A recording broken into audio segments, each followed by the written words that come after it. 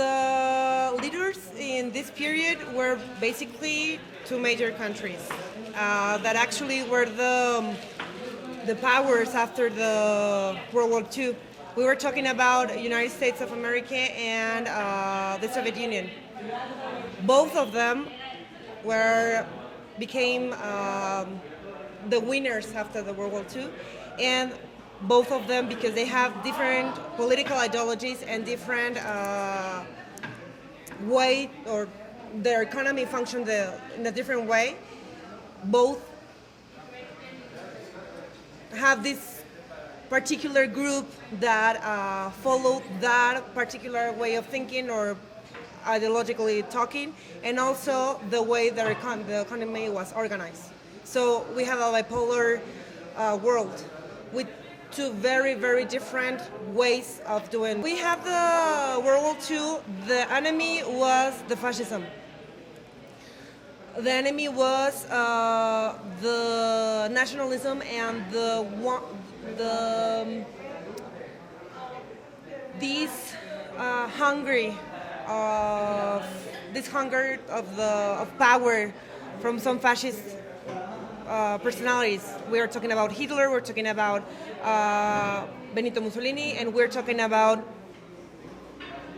I forgot the name of the emperor in Japan, but them. And they were the enemies because they actually have the weapons and the power to conquer the world. But in the other hand, we have different countries with different ways of thinking and different ways to organize themselves, but because they have a a common enemy, that's why they go and unite. After they win the World War II, of course, the sources and the power and the necessities and also those things that make each country stronger were like revealed. So United States realized that the Soviet Union has enough power to actually beat them just like that. And of course, the Soviet Union realized that the United States have all the power that they could have, and also that they were like matched, perfect enemies. We were talking in a political, military, and economical way. So we have these things about against each other, and of course, two different ways of how do you need to organize yourself as interior of your country.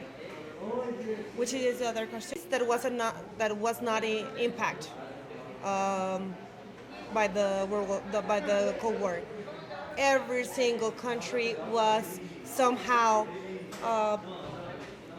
involved in the conflict, and also it's very important. Those that thought or think that they were not involved, they actually named themselves, taking like a representation and taking count these two powers. They were saying, and it's wrong if we continue name those countries like that, but in the Cold War, we're talking about the first world, that is the capitalist world, the second world, that is the socialist world, and the third world, yes, the third world is those countries that they're not like actually having like a side, or they say that they don't have a side. And nowadays, a lot of people say we are in a third world country because the Cold War is over. We cannot say any longer that there's a third world. Okay, and of course, if you are talking about if you talk with someone that is socialist, they will say that the first world war the socialist won, the socialist side, right? But there's no place.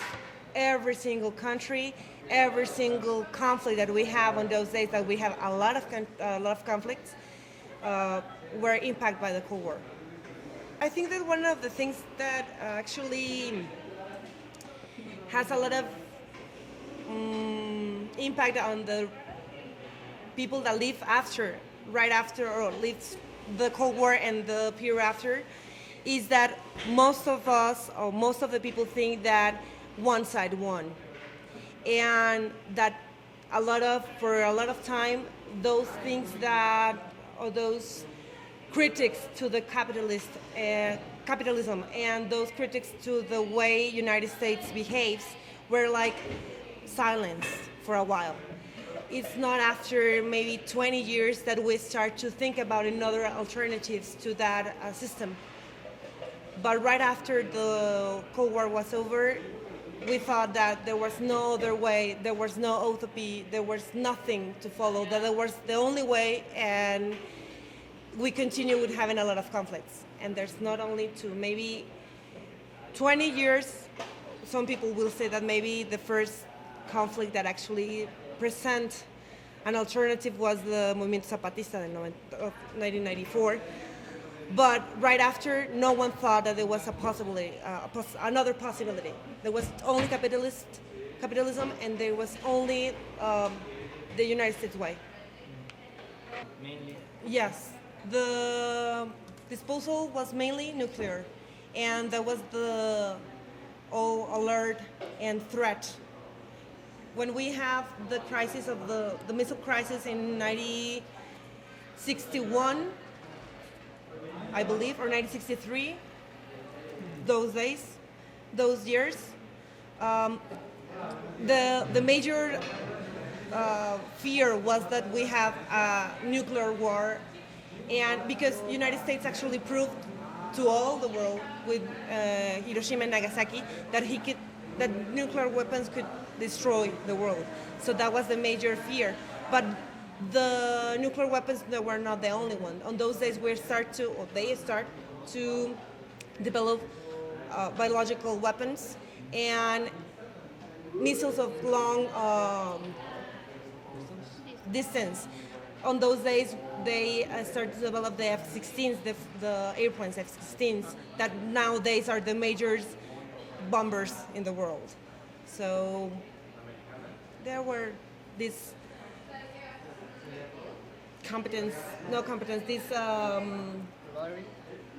like they were fighting against each other, not only political way and technological way, military way, and weapons way, and competition. Thank you. And that's it, I believe.